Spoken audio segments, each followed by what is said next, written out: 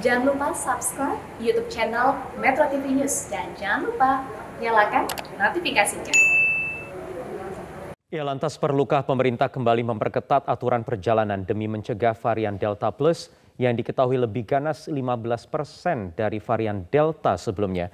Kami akan bahas hal ini bersama dua narasumber kami, ada juru bicara Kementerian Kesehatan, Siti Nadia Tarmizi, dan juga Kepala Lembaga Biologi Molekuler Eijkman, Amin Subandrio. Selamat malam, Prof. Amin. Dr. Nadia, apa kabar? Baik, selamat malam Mas Wahyu. Selamat malam.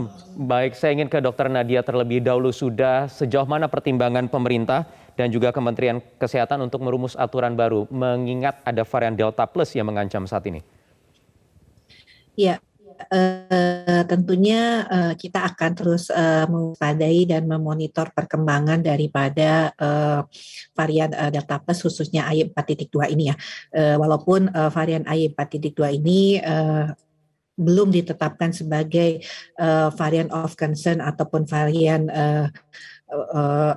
of interest, tetapi kita tahu bahwa sudah banyak negara, ya setidaknya 42 negara melaporkan menemukan kasus varian Delta AY4.2, dan kita tahu Badan Otoritas Kesehatan Inggris ini mengatakan bahwa varian AY4.2 ini diperkirakan sebagai varian yang menyebabkan peningkatan kasus yang tentunya salah satunya adalah penularan yang jauh lebih cepat daripada varian Delta atau varian aslinya.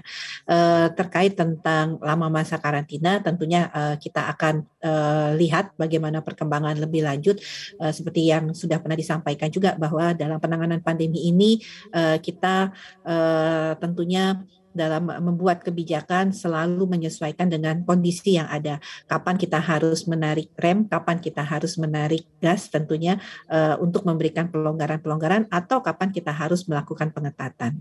Ya, termasuk soal rencana karantina yang akan kembali ditingkatkan ke 7 hari dan juga untuk syarat perjalanan, wacana PCR, apakah itu sudah diformulasikan atau bagaimana, kapan akan diberlakukan? Ya, tentunya saat ini kita terus melihat ya perkembangan situasi, Mas Wahyu ya. Kalau kita lihat tentunya syarat PCR dan syarat untuk pelaku perjalanan luar negeri masih sama. Artinya PCR itu harus 3 kali dan 3-tiganya negatif, dan masa karantina itu kalau sudah vaksin 2 kali itu adalah 3 hari dapat dilakukan, tapi melakukan tes PCR hari pertama dan hari ketiga. Kalau kemudian negatif maka bisa dinyatakan selesai dari karantinanya. Yang kedua adalah tentunya kalau belum mendapatkan vaksin penuh, ini harus melakukan karantina selama 5 hari dan melakukan juga tes PCR pada hari pertama dan hari keempat. Dan yang menjadi juga catatan kita tadi, semua kasus positif yang kita temukan pada pelaku perjalanan luar negeri itu harus dilakukan pemeriksaan whole genome sequencing-nya. Jadi hal-hal ini yang tentunya terus kita monitoring dan terus kita perkuat, bukan hanya juga proses syarat pelaku perjalanan luar negeri dari bandara atau melalui perjalanan udara ya Mas Wahyu, tapi juga bagaimana pelaku perjalanan luar negeri yang melintas melalui batas darat maupun batas laut. Ini juga harus dilakukan hal yang sama. Ya, baik. Salah satu yang ikut melakukan genome sequencing lembaga Eijkman, Prof. Amin, sudahkah ditemukan di Indonesia? Terima kasih Mas Wahyu. Sampai saat ini, sampai dengan tadi pagi setidaknya saya sudah memeriksa di GISAID, belum dilaporkan dari Indonesia ya, walaupun dari negara tetangga terdekat itu sudah ditemukan, Malaysia ada 2, Singapura ada 3, tapi sejauh ini di Indonesia belum ditemukan.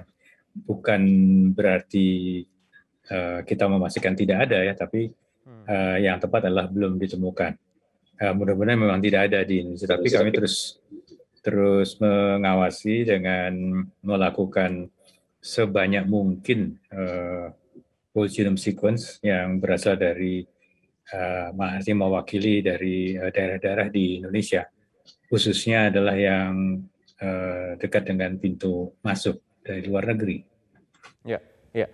Prof. Amin, kalau dari informasi yang kami peroleh, benarkah memang tingkat keganasannya begitu ya, 15% dibandingkan varian Delta yang sebelumnya? Sebetulnya yang lebih tepat adalah lebih cepat menular. Menular. Lebih cepat 15% menular. persen lebih menular dibandingkan varian Delta yang sebelumnya. Sebelumnya ya, jadi varian Delta sebelumnya itu kan sekitar 40% lebih menular dari varian Alpha.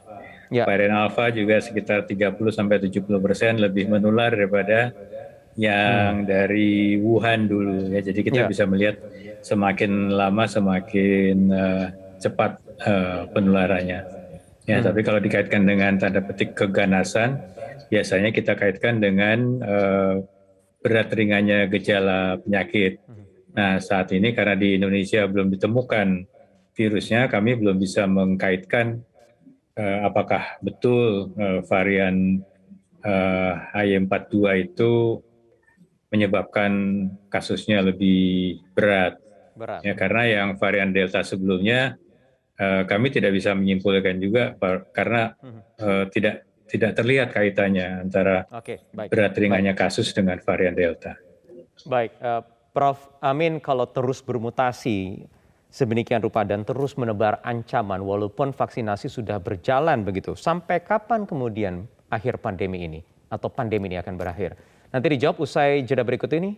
Tetap bersama kami di Prantau. Yang dibutuhkan dalam strategi kesehatan masyarakat itu adalah mencari atau menggunakan dan memilih strategi testing yang akurat, efektif, tapi hasilnya cepat. Ya, selain tepat tadi, tapi cepat, tapi juga murah dan mudah. Itu strategi kesehatan masyarakat itu yang jadi rujukannya. Karena apa? Orang ini harus segera ketemu ya, dengan cepat, ya. Tapi juga nggak sulit ya, melakukannya testingnya. Ya, itu tadi pernyataan dari epidemiolog Griffith University, Diki Budiman, yang menilai screening pemeriksaan COVID-19 itu sebenarnya cukup untuk dengan metode rapid test antigen, terutama untuk syarat perjalanan. Bagaimana Dr. Nadia menanggapi hal ini? Iya, tentunya dengan situasi yang saat ini penanganan pandemi kita terus membaik ya Mas Wahyu ya, dengan angka positivity rate kita itu 0,3-0,4% saat ini. Jadi untuk kita bisa membatasi sebenarnya penyebaran virus tersebut dan juga sekaligus mencegah terjadinya mutasi baru, untuk itu kita membutuhkan alat diagnostik yang sangat sensitif ya, sehingga kalau kita kemudian mendapatkan kasus itu betul-betul kita mendapatkan kasus dengan segera dan dengan cepat, dan kemudian kita bisa lakukan antisipasi untuk mengisolasinya, karena ini penting di masa yang saat ini kita sudah pada kondisi yang baik, menstrolling artinya menekan kasus terus-menerus ke level yang serendah mungkin, itu memberi kesempatan bahwa virus tadi dia tidak bisa untuk bermutasi dan juga menyebar secara luas. Nah, ini pentingnya kita membutuhkan alat diagnostik yang betul-betul sensitif. Jadi belum tepat untuk antigen saja? Kalau untuk antigen itu kita tahu bahwa pemeriksaan gold standar untuk COVID-19 adalah dengan pemeriksaan PCR. Kita tahu dengan angka positivity rate yang rendah masih memungkinkan orang yang positif itu tidak terdeteksi dengan rapid antigen. Kita tahu juga WHO mensyaratkan kondisi-kondisi tertentu untuk penggunaan rapid antigen. Sehingga untuk memastikan, apalagi kalau kemudian ini pelaku perjalanan ya, yang tentunya akan berpindah dari satu kota ke kota lain, kita berharap bahwa dengan adanya alat sensitif yang lebih baik ini bisa mendeteksi lebih cepat dan menangkap kasus lebih cepat, ini bisa mencegah terjadinya penularan sebagai akibat mobilitas atau pergerakan perpindahan masyarakat. Baik, oke. Saya ingin kembali ke Prof. Amin. Tadi pertanyaan saya sebelum jeda, Prof. Amin, kalau terus bermutasi walaupun vaksinasi juga sudah berjalan dan dikatakan cukup efektif untuk bisa menekan laju kasus COVID-19 saat ini, sampai kapan sebenarnya pandemi ini akan bisa berakhir, Prof. Amin? Ya, pertanyaan ini harus dijawab dengan artinya tidak bisa hitam putih gitu ya.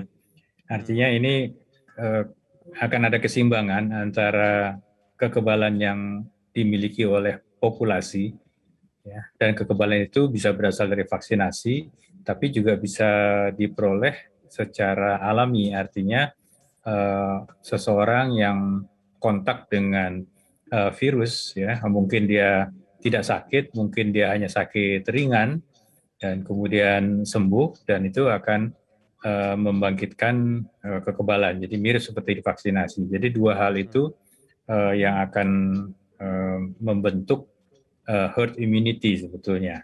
Ya, jadi misalnya kita targetkan vaksinasi misalnya 80% dari populasi, tapi mungkin yang punya kekebalan itu bisa lebih dari itu.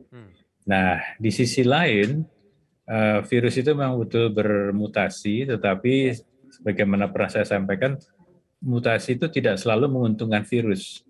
Ya, ada 40%-an yang menyebabkan virusnya malah mati, 30% menyebabkan virusnya menjadi lebih lemah, hanya 4-5% yang menyebabkan virusnya tambah fit. Dan itu tentu akan makin lama makin sulit untuk si virus itu untuk survive, ya, kalau kekebalan populasi itu semakin tinggi. Ya, jadi dia Artinya sulit dengan untuk kondisi menemukan. kekebalan komunal yang sudah semakin tinggi, harus sewas-was apa kita menghadapi varian Delta yang baru ini? Oh ya, tentu kita belum waktunya untuk menghentikan, ya. Artinya vaksin saja itu tidak cukup untuk memutuskan rantai penularan. Jadi vaksin itu harus berdampingan dengan protokol kesehatan. Sampai saat ini kita masih melakukan hal itu. Ya, jadi sekali lagi belum waktunya, walaupun nanti vaksinasi sudah lebih dari 50% populasi misalnya, tapi saat ini belum waktunya kita mengendorkan protokol kesehatan. Karena saat ini merah putih dari Eijkman, ya Prof, ya, di akhir tahun depan atau mungkin bisa lebih cepat lagi bisa diberikan ke masyarakat Indonesia. Baik, kita nantikan sama-sama bagaimana kerja dari teman-teman yang sedang memproduksi vaksin merah putih agar kekebalan komunal tadi bisa semakin tinggi dan bisa melawan atau membendung datangnya varian-varian baru dari COVID-19 ini. Terima kasih Prof. Amin dan juga Dr. Nadia sudah bergabung bersama kami di Prime Time News.